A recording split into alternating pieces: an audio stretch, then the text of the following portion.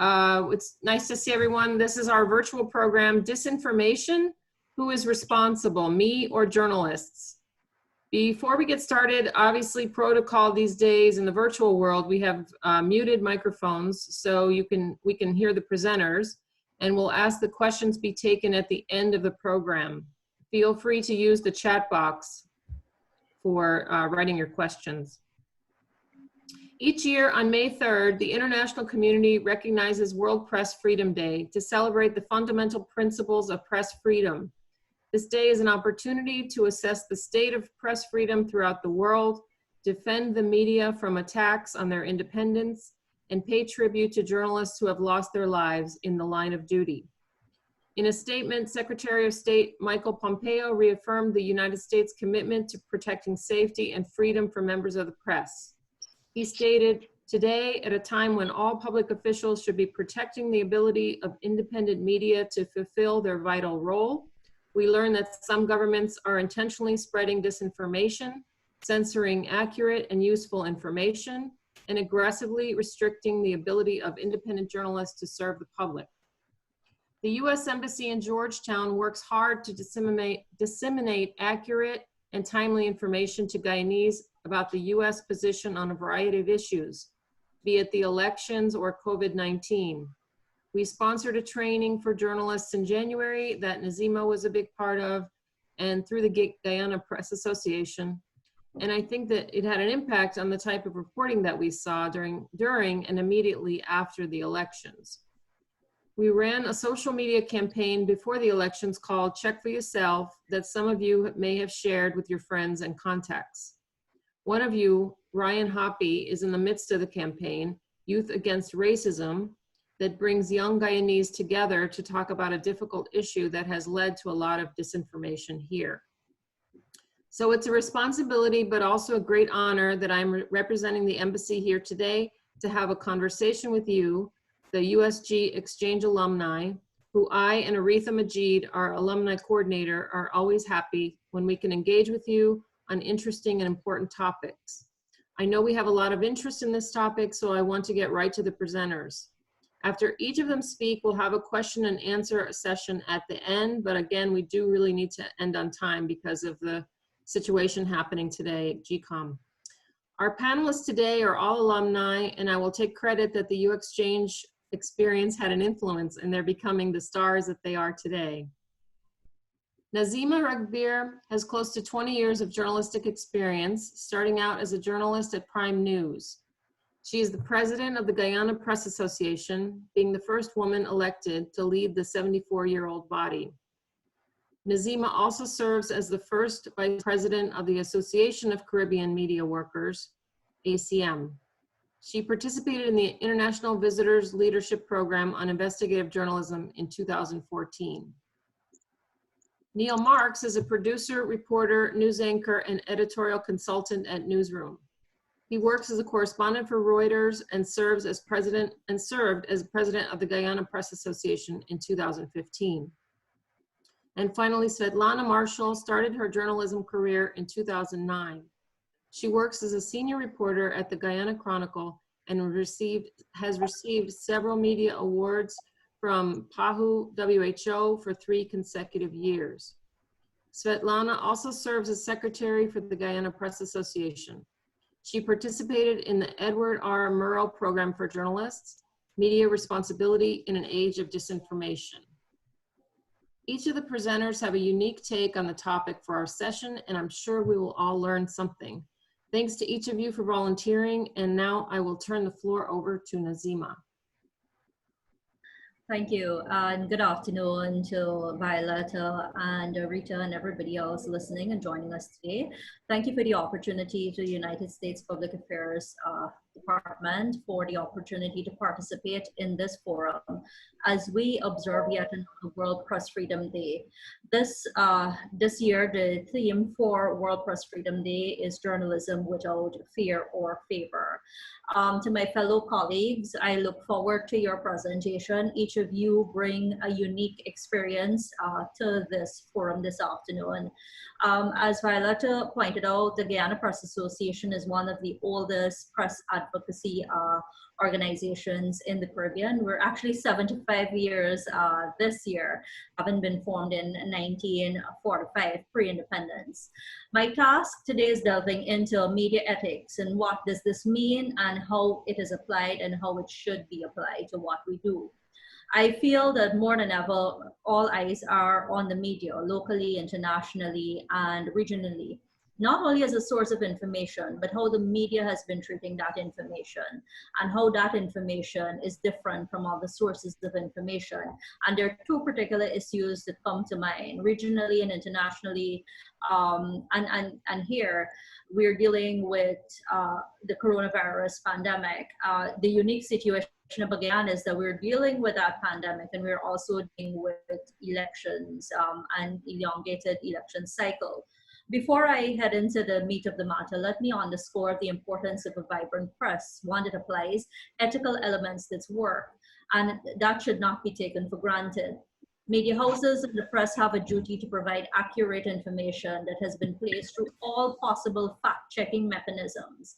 This duty cannot be delegated to anyone else who do not apply the same elements. I mention this because of the challenge of the need to consume real-time information and getting it from a source that can merely go live and not apply the elements of fairness, balance, and most importantly, accuracy compared to a source, media, that has to take the time to research and present the facts. What is media ethics? These common principles that I'm speaking about define how the media is expected to marry ethics as a whole. Fairness, which often goes together with balance. What does that mean to us?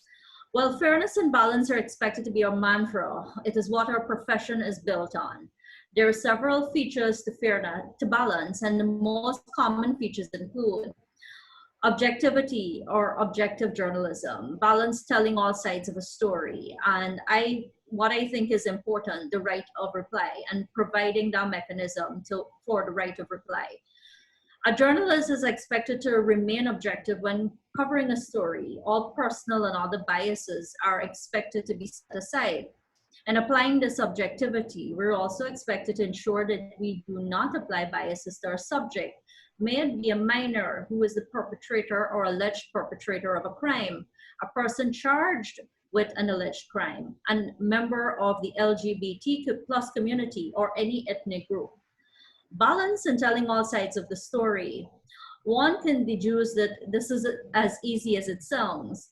Balance is a lack of bias and what is well known as telling all sides of the story.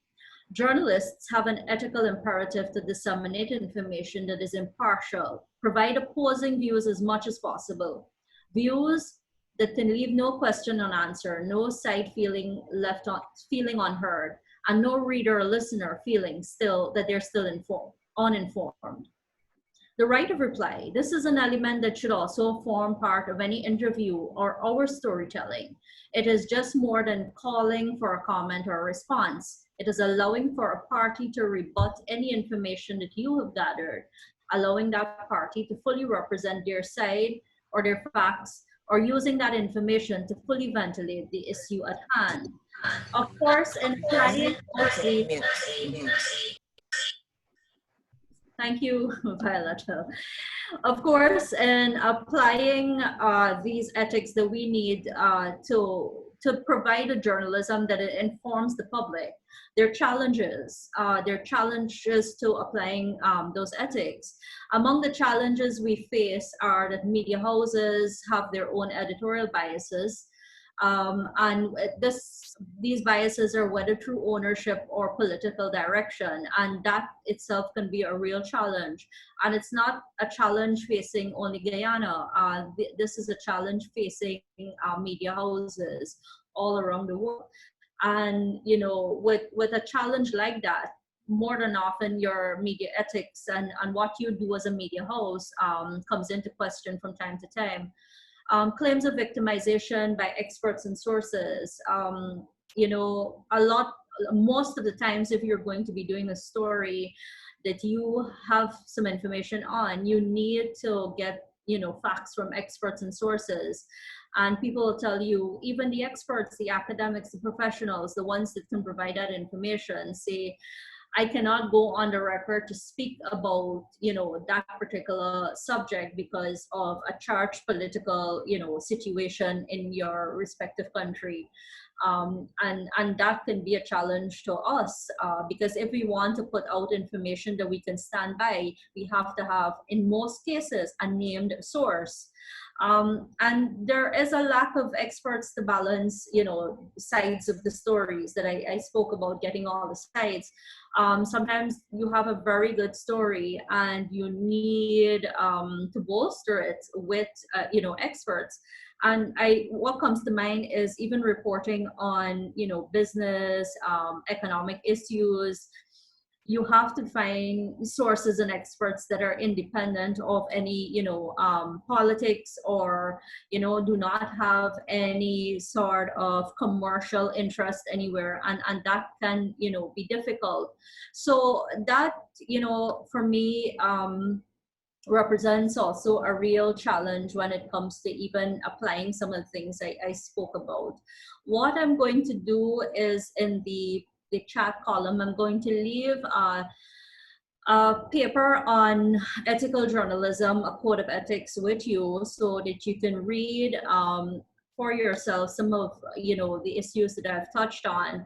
One of them have actually, when discussing balance and fairness, I've actually looked at an article that was covered in Kaichor News many years ago that spoke about an unemployed man charged for murder of a Mahaica vendor. This was in 2018. And in speaking about fairness and balance, the paper spoke about whether or not such descriptions in the headline may have fairly exacerbated existing stereotypes about people whose profile fits specific demographics. And, they were asking us to consider some arguments. And one, I mean, you read it, these things may not jump out to you, but here it is, they're saying man. It is in fact that most men commit murders. Men are the murderous gender. 30-year-old.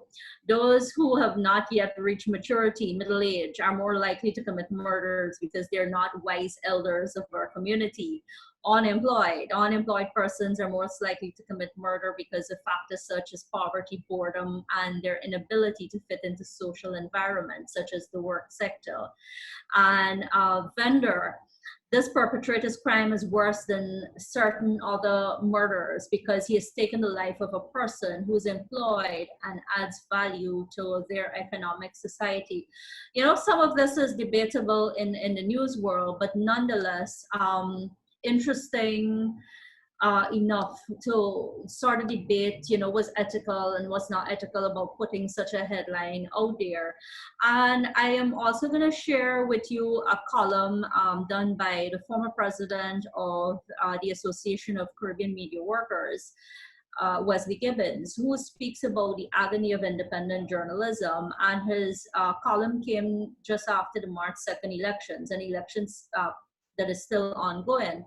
And it speaks about how, the work of the media in Guyana has been challenged to really churn out journalism that dispels a lot of things, including disinformation, and, how ethics, play a role in that. So thank you so much for listening.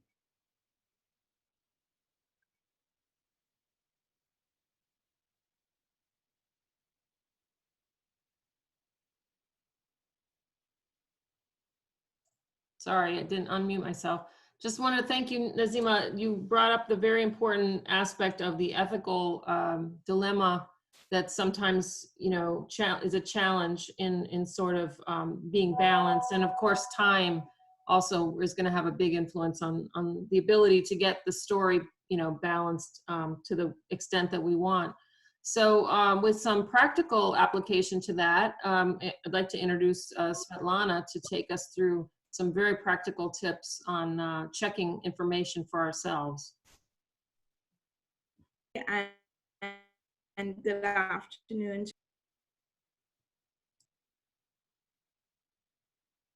Their time and energy to produce credible information to our public. Now, I must say it's an honor for me to speak on the issue of fake news, disinformation, and misinformation as part of the US Check for Yourself campaign. Now, I'm going to be doing a PowerPoint presentation, so allow me to share that presentation with you. Good. Now, both disinformation and misinformation contribute to fake news. However, the difference lies with intent. What was the intended purpose? Disinformation is deliberate. It is a deliberate intent to spread inaccurate information. On the other side, this misinformation, the sender is unaware of that the information is not accurate. So you see disinformation, there's a deliberate intent to share inaccurate information, to mislead the public into believing something. So we have to take note of that. But as I indicated earlier, both misinformation and disinformation contribute to fake news. Through the issues, though these issues of misinformation and disinformation are not new, the advent of Facebook, Instagram, Twitter, and other social media platforms have resulted in increasing attempts to flood the internet with untruths and fake news, thereby putting journalism as we know it under fire. The United Nations Educational, Scientific, and Cultural Organization, UNESCO, in a handbook, Journalism, Fake News, and Disinformation, said, unfortunately, the phrase fake news is inherently vulnerable to being politicized and deployed as a weapon against the news industry, as a way of undermining reporting that people in power do not like. And we see that every day, locally and internationally. And as such, they're now recommending that the terms misinformation and disinformation be used instead. And here we have two examples, one of disinformation and the other of misinformation. Here in Guyana, since the no confidence motion was passed in the National Assembly on the 21st of December 2018, the internet has been inundated with all sorts of disinformation and fake news. But how do we prevent ourselves from falling prey to this? Well, you check for yourself. And that's very, very important. It is important for us to analyze the content being provided to us online. So these are a few things that you should check for. Was it an emotional coverage? Check for hard facts and data. Is it one-sided? Does it lack balance of opinions? Is there supportive evidence or lack thereof? No references to real witnesses or credible sources, officials, or absence of photo or video evidence? Is the outlet or person that disseminated the information questionable or credible? Who published the report? Is it the author anonymous? Are there signs of digital manipulation of visual content? Additionally, it is important for you to analyze the platform where the material in question was published, the sites, accounts on social networks. When were they created, by whom, and who financed them? Now, so I'm going to share with you one way in which you can check information, check out a website, the domain information. Let's take a look at Anonymous Guyana. I think most of you in Guyana would be familiar with this site. On the 17th of April, it published a piece, Dark Website Holds Crowdfunding Assassination for Key Guyanese Government Officials. Now, this particular story, or I wouldn't even call it a story, but a piece, was shared with me on WhatsApp by one of my colleagues. And I asked the person, is this a credible source? Do you see this as a credible report? And the person responded, yes, it's credible. For me, it's not credible. But I did not dismiss it. What I did, I check out the domain information using whoissamspade.org. Whois, if you Google it, I have it here on the screen, you could just type in the IP address and whois will provide you with the domain information. It will tell you when the website was created, who was the registrant, where it was registered, and so forth. Now, if a website appears, say for example, a fake newsroom, and we've seen that in recent times, website appearance site, you're not sure, you may see there's a difference in how they spell out newsroom. They may have added an S or deleted an S, but you want to check that website out. You go on Whois, just type it in on Google, and you type in the IP address, and it will tell you exactly what you need to know. If this website was created 2 weeks ago or a day ago, definitely it's a fake website, and you should not engage in sharing that ever. Now, aside from looking at samspade.org or Whois, I also had 2 IT experts check the dark web, because I cannot check the web for myself. I don't know how to get onto the dark web, but I asked for assistance, and both of them came up empty-handed. So that's another way of, for journalists, you ask experts to assist you when you cannot get it done yourself. Now, just a simple look or just scrolling through that particular anonymous Guyana website, you will see that they would have published pieces before that were debunked by the Ministry of the Presidency when they wrote about the president, debunked by the Ministry of Public Health when they wrote about Corona spreading fake news or spreading disinformation. So if you cannot access Sam Spade or Whois, simply check the official website for an entity. If they're talking about the Ministry of the Presidency, they're talking about the president, check the Ministry of the Presidency website. Check legitimate news site, Guyana Times, Guyana Chronicle, Newsroom, News Source, Capital News, Prime News. You know the legitimate news sites here in Guyana, news entities here in Guyana. So it's important for you not to just take this as a first glance and share. And as I said before, and I've always said, don't be too quick to click a share. Check out the information before you do so. Now, aside from them creating sites or what they call a WordPress to peddle this kind of misinformation, what you see happening to, as seen on the screen, they mimic front pages of newspapers and also create fake, like I said earlier, fake news sites. And so you have here on the left, on my left, the Guyana Chronicle, what appears to be a Guyana Chronicle, but is not the original front page of the Chronicle. And then on the on my right, you have a fake newsroom site that was created. Now, in the case, let's look at the Guyana Chronicle front page. You see there, anybody would tell you that you do not put a full stop in a headline. So you look for grammatical errors. And you see there they have say apostrophe S as says. That's also incorrect. But you could also go on Guyana Chronicle's official website and check to see if you see what you're seeing there in front of you is on that official website. And same goes for the newsroom. Now, if they would have created this, in the case of the fake newsroom website, yesterday or 2 days ago, then it wouldn't have the amount of likes and followers as an original website would have. So look out for those things as well. Now, let's take a look at images, how we could detect images. To verify images, you can add RevI or reverse image on your Google Chrome. And once that is done, simply right-click on the image and you will see reverse image search as one of the options. Now, in this photo, this appears to be a fake profile. It doesn't exist today. It existed before, but it doesn't exist today. And the person, Brian Max, he has a different spelling for his name, and you'd see how many persons are friends with him. So you see there's a difference. But that aside, the photos here, they're saying that there was a fire at GCOM Kingston.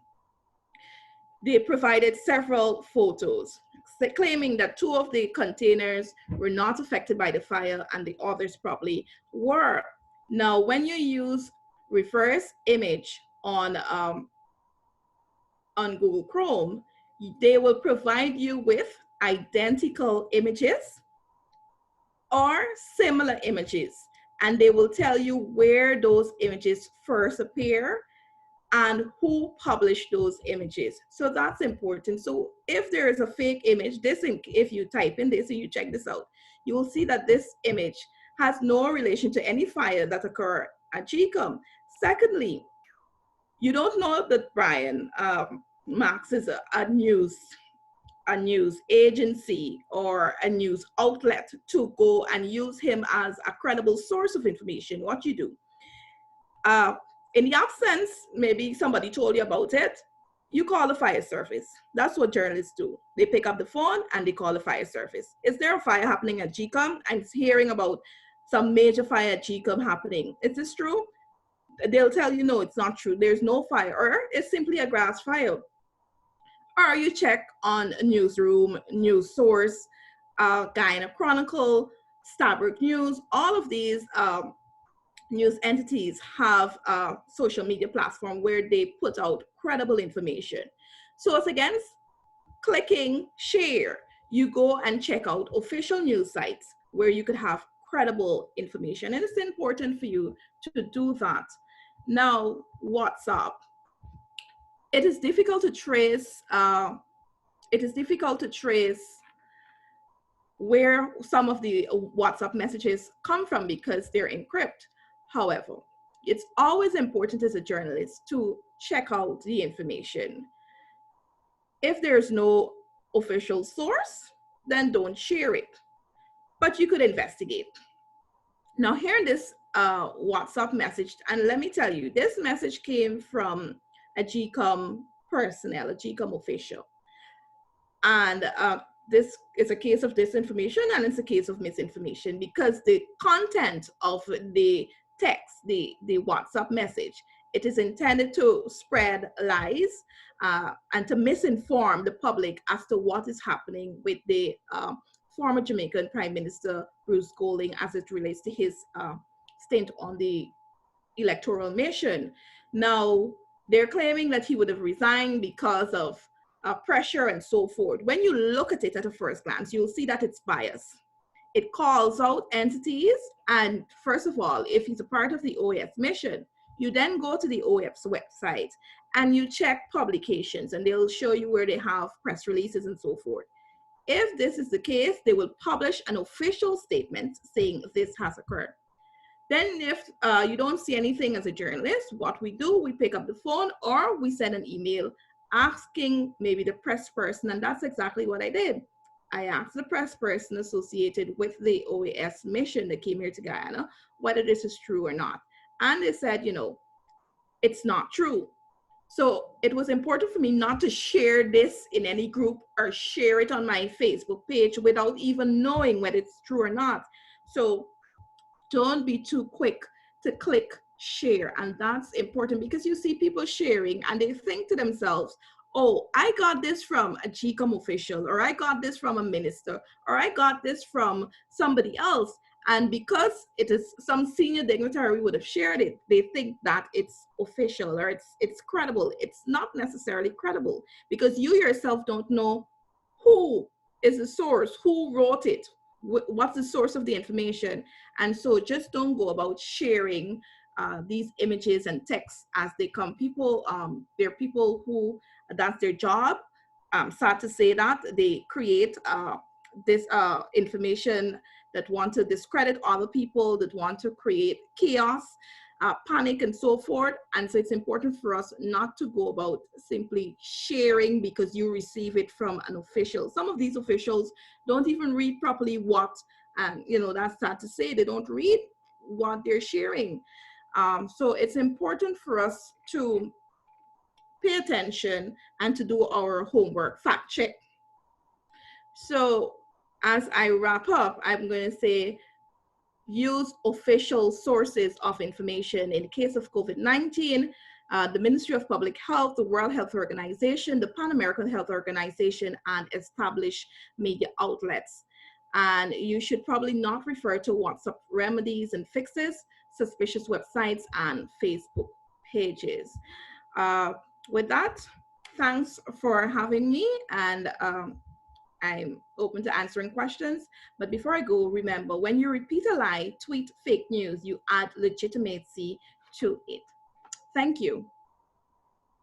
Thank you so much, Svetlana. I think I spent the majority of your presentation playing on Chrome to check all kinds of fake photos. So really, really practical. I think you gave us some great tools to really help us be better citizens, better consumers of information. So as we are dealing with all kinds of issues regarding COVID, regarding the political situation, there's a lot of current events that are adequate, that are very appropriate right now to be ripe for some disinformation. So with that, we're going to turn it over to Neil Marks to talk somewhat about the current events that are affecting this topic for us. Thank you. Thank you very much, and thank you all for joining in the conversation. I wanted to start off with two fun facts. One, I started covering elections in Guyana. Well, I started my career in the media during the post-elections violence in 1997. And my IVLP was in fact in 2016 when they had the presidential primaries in the United States. So that was very exciting. So most of you know what has been happening in Guyana since December 21st. And the events that follow are mathematical excursions in trying to decide half of 65. And then it took almost, it took 6 months for us really to decide the majority of a 65-seat House and what the Constitution says should happen after that. Even though there was a court ruling that properly explained what the Constitution says about what happens when a no confidence motion is passed, we still took another 9 months in order to get to elections, and that's where we got on March 2nd. Now, I mentioned the fact that I started covering elections in Guyana in the post-1997 period, because in the elections that follow, I came to realize that elections in Guyana are often very confusing, very polarizing, and the biggest thing for me was that in hinterland communities and some riverine communities, people really don't know what is happening. So I wanted to tell you quickly about what the newsroom did. In planning for these elections and seeing what happened after December 21st, we decided that the way that we could best get over what is happening is to ensure that we reach as many people as possible. Because in fighting disinformation, you really want the truth to get out. And so that is what we attempted to do. Now, we're a very small newsroom, and so covering 10 regions in Guyana, most of them very difficult to access, we would have needed a lot of help. So what we set about doing is to hire some citizens in those regions to be able to help us to access information whenever it unfolded in those regions. So one of the things that we decided to do is, because much of what happens after the electoral process should be public, we decided that we will bring all of that to the public.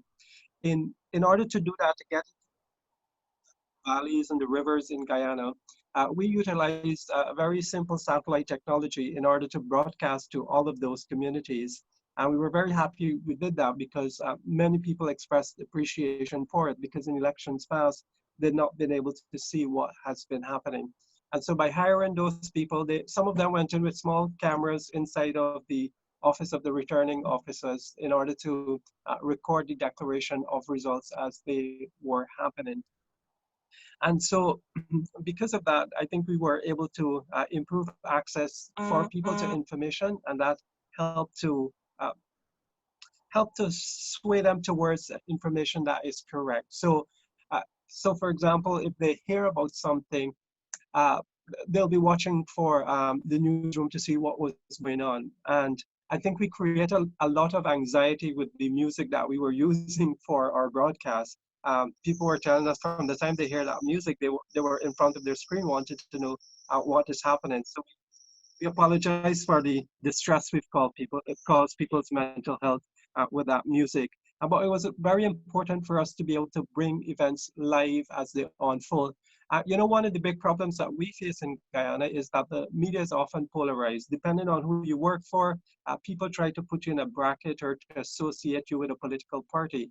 So we thought if we bring it live, then, well, there's nobody who could accuse us of being biased. But of course, we didn't succeed in that because people still think you're biased, no matter what you do, which is quite unfortunate because we've had a team, a very young team that really tried their best to give people the news as it happens and what the news was really. But like I said, it depends on who you work for. You're always portrayed as belonging to some side. And so that is what we did, and we continue to do much of that now. As I mentioned, it took 6 months for people to decide on the majority in parliament. Then we took another 9 months for elections. We've had elections on March 2nd. The Elections Commission made a decision on April 3rd. So I believe it's now exactly 1 month since a group of 7 grown people, highly qualified people, can't decide on a recount up to now. And so we are continuing our coverage, and we didn't expect to be here this long. But again, the effort that we made to fight disinformation was really to bring the truth to people as it happened live.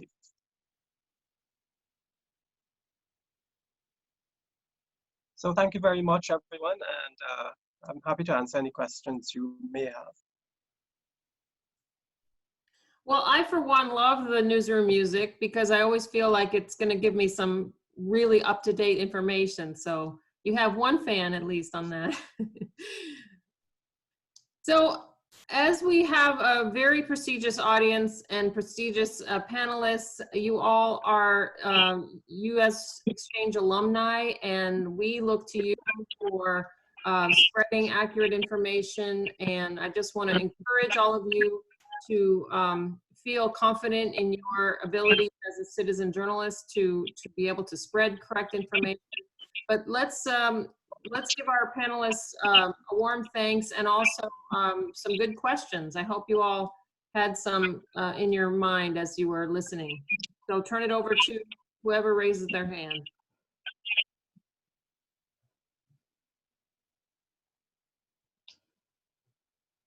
Michael here, Magarel. Really great presentations. Thank you, Nazima, Svetlana, and Neil.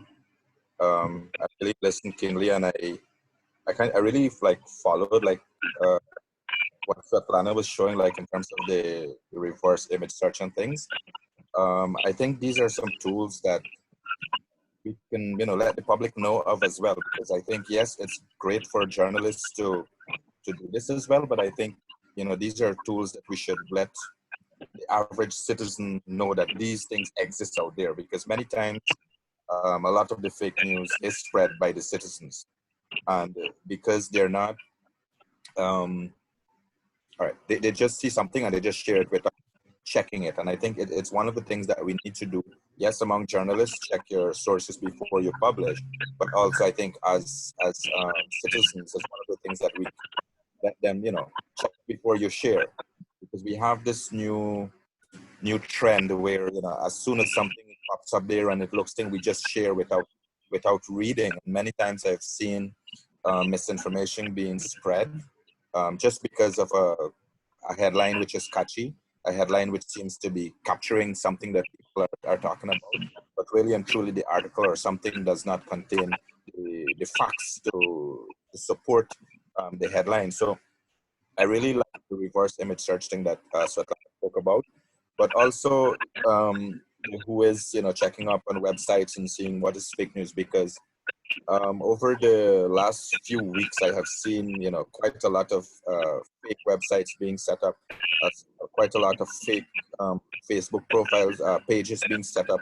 just to share misinformation, and it's hard. And I mean, personally, I have tried to stay away from following and sharing, because it just gets too much, I think, for me individually, personally, as a person, seeing all this thing that exists out there. I've been kind of taking a step back, but from time to time, I take out there to see what is happening. I really like that the Press Association is working to bring, true and correct information out there to the population. And yes, indeed, I know the newsroom, like in the communities, and I was impressed one time I went to Jawala, for example, and I was like, hey, they were watching the news from newsroom, and I was like, oh, nice. It's good that our people out there in the interior who usually do not have access to current information can now have it like in real time. Because in the past, people relied on newspapers, and sometimes you would find they're waiting for newspapers which are like weeks old, but in the bush they say old news is new news. And my dad, for example, he always bought newspapers and he took them home. I remember one time something funny happened. He packed a large cartoon box with newspapers and he sent it home. He was in Georgetown, and he put a big poster on it, "Do not open." So my mom, she thought that daddy sent up something nice, and he said, "Don't open until he comes home." And then eventually daddy got home, and when he got home, when he opened the box, it was a box filled with newspapers. And my mom was so upset with him because she thought, he had set up some nice gift or something for her. But in the bush, all news is still news. And I think what is happening now in terms of like newsroom, for example, bringing the news in real time, I think people are more up to date and people have more understanding of what is happening around the country. And even the radio stations, the local radio stations, are helping to bring some of the information, because many times out there we don't know what is happening. You have to wait until you get a newspaper from Georgetown, or you have to wait until you come to Georgetown to know what is the current events. And I think currently it has been a challenge for many of the communities, because those who don't have access as yet, it's like, what is happening? Is there a new government? Who's the new government? Things like that are being asked out there, because people have recognized that things have slowed down, things are not happening the way they should. And I think it's very important that the press, play that role in terms of bringing true and correct information to the population. So I really appreciate the work that the press people have been doing. I mean, I think they have done a remarkable job, and I know during this time it has been very challenging, and they put their lives at risk so that we can have true and correct information. And I really appreciate that. And for the press people here in this group today, I really want to say thank you for bringing us the news. Thank you for making it readily available for us. I mean, yes, I know there are times when we have sometimes news which are not matching up, but I hope that one day we can find a place where the Press Association can help to guide. I know it's hard to control everybody, but we don't want to control them, but to find a way in which people can understand the importance of bringing factual information to the population. I mean, yes, of course, there are spaces for opinions, but then, those must be clear as well as compared to the factual information. So thank you again, all of you, for making that time. And thank you for everything, and happy Press Freedom Day.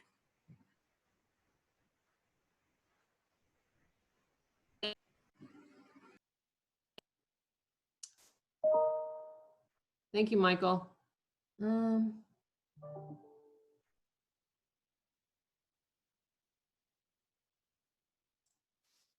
Thank you, Michael. If you can see in the chat section, there's a couple questions regarding the response of GPA to deal with. Yeah, I saw them. So I just wanted to deal with them quickly since time is going. Magnan, GPA is a membership and advocacy body, so we do not have the power in any way to sanction members or any news entity for any, any fake news or anything that they may put out there. What we do constantly is training, and that is how we equip our members and members of the media to do better. One of the things that we have promoted is self-regulation within media houses and self-regulation as a local press corps to avoid these heavy-handed sanctions or government control and that sort of thing of media houses.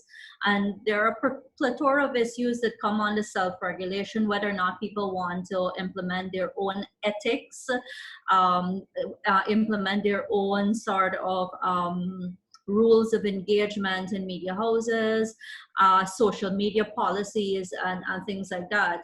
Self-regulation goes a far way in dealing with some of these issues. The other question before, I'm not sure who independent reporters you're talking about, or whether or not they are attached to media houses, but based on some of the training that we have done, there are certain things that you are not supposed to do. You're not supposed to, by law, show images of children, whether or not they're accepting donations, or you go to the orphanage to make a donation and they're handing something to a child. We're not supposed to show images of children, even as perpetrators. If they're charged for a crime, you're not supposed to name them. There are laws that speak to how we report on children that have been abused and stuff like that.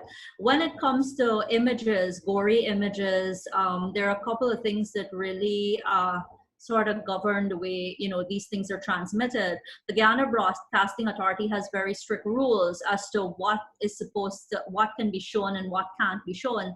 So even down to a blood stain, somebody can get what is called a yellow sanction for. The internet is a whole other ball game. It is not something that many of us experienced journalists subscribe to, just showing people in distress and trauma and injured and stuff like that. I do understand that there are some people who do that, and there are some people who are not necessarily media people, just social media commentators that throw all the rules out the door and do that. But those are things that we advise against not to do. The remedy to all of this is it continues to be continue training for media professionals, and maybe some of my colleagues can even speak to their experience in answering some of these questions. Okay, so let me just add, I see the person here talk about independent reporters, not trained civilian. Now, we must establish that they're journalists, they're reporters, and then they're regular citizens who share information with people on Facebook, primarily on Facebook, on Twitter, and so forth. And we must not confuse those persons, although they might use words like breaking news, as we see, you saw earlier, the Brian Max page, breaking news, fire GCOM. Now, whether that page is fake or real, Brian Max is not a journalist.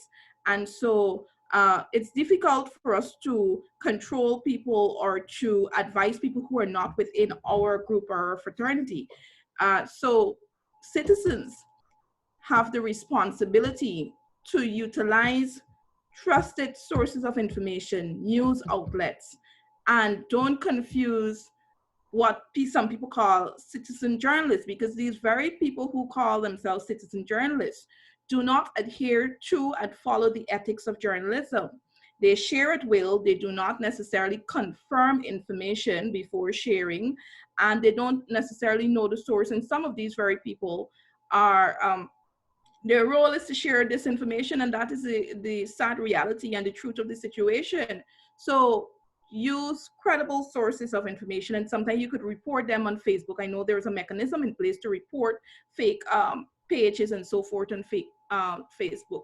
But we have to take responsibility for our actions. And if we engage those people, if we follow them, if we comment, like, share. And I see in Guyana, there's a particular individual who seems to get a lot of attention. And for me, like, honestly speaking, I don't have the time to waste to listen to an interview or to listen to somebody who is not a credible, who I don't deem to be a credible source of information. But yet I see regular citizens, they share the information, they comment, the person probably have thousands of followers. And guess what? He is not a credible source of information. But when we add and when we share and when we like and when we comment, we add legitimacy to that person. And then you turn to the press association. I'm not attacking anybody, but you turn to the press association and then you ask them to solve this problem that you've helped created. And I'm speaking you as in the general public, as people who like, share, comment, and add legitimacy to these people. So what we do is amplify it. Amplify it every time we like, every time we click, every time we comment, and share.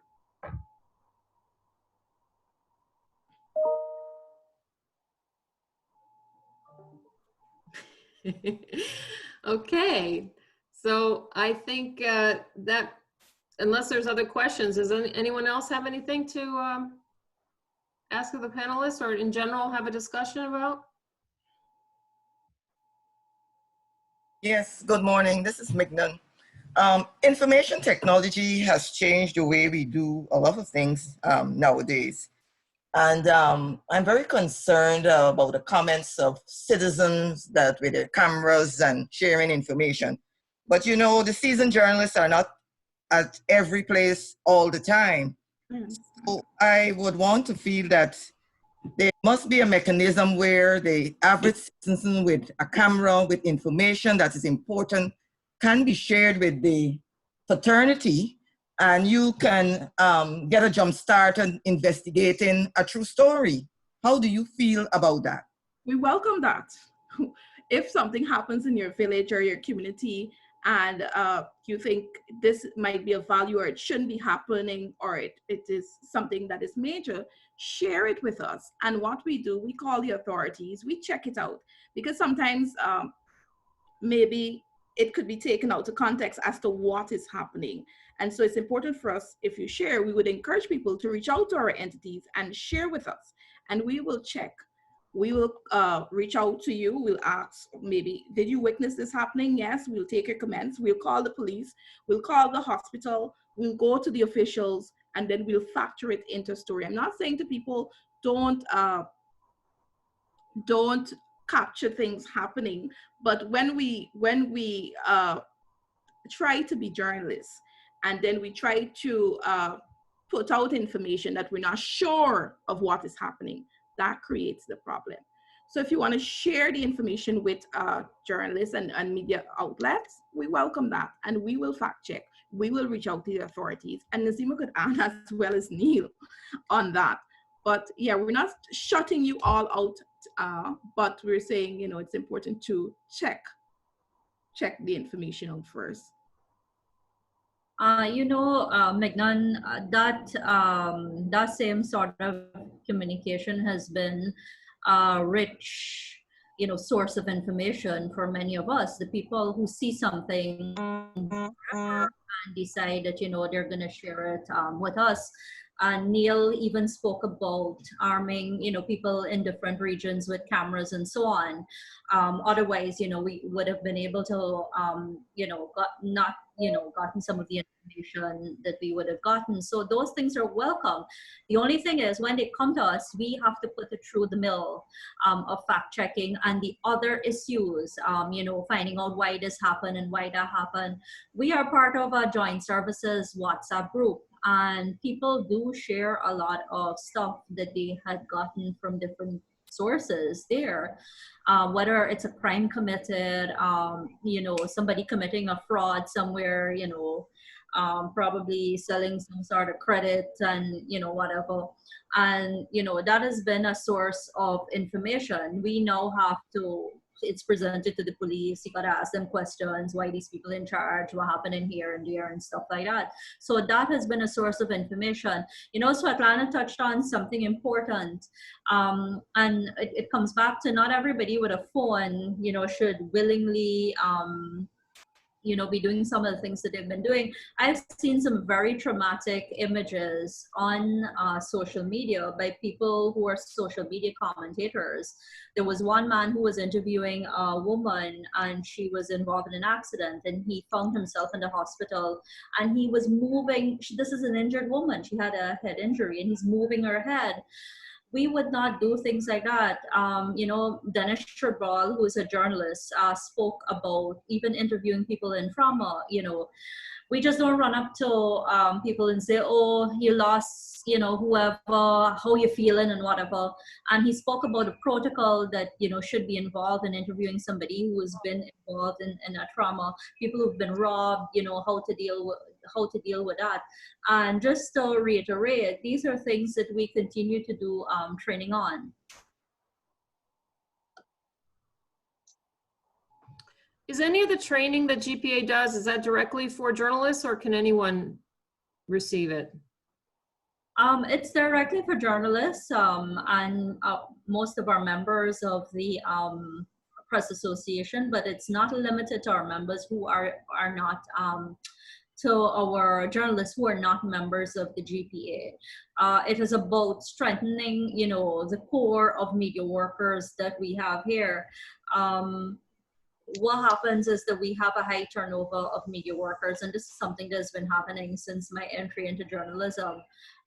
People leave the profession for better paying jobs. The few of us you see staying here is probably a love for it. That's all I can say. Well, we love you. We love truth, and we love you know, accuracy and you know, the good information. So I just want to thank our panelists so much. And I know that you have the rest of your day. You're not off today, even though it's Sunday. You're going to work, and so we really appreciate it. And we just want to encourage you and encourage everyone here to use the resources that we have put on here. We also have some other ones that we can send separately in an email to everyone on the call. So I just want to thank everybody, and happy Press Freedom Day. Thank you very much. Thank you. Thank you, Violeta. Thank you, Rita. And thank you to my fellow panelists. I think their presentations were really on point. And thank you for to everybody else joining us today. Bye. Thanks, everybody. All right. Thank you. Enjoy Bye. the rest of your Sunday. Same to you. Bye.